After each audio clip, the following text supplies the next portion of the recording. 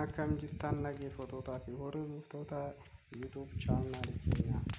Waan akkanii qabadhee dhufee mata duree ajaa'ibaa mata duree bareedaa tokkoon isin qabadhee dhufee mata dureen kunis maal yoo jettan innis mata duree waa'ee fayyaa keenyaa irratti fayyaa keenya eeggannaa akkamitti dhuguu raayina kan jedhu isin qabadhee dhufee sagantaa keenya haga xumuraatti wajjin turaan afeerraa keenya. Viidiyoon keenya kun yoo isinitti tole like, share, subscribe gochuu hin dagatinaa isin ganna. Yaadaa fi qeeqa akeeka yoo qabaattan komentii jalatti barreessuu hin dagatinaa.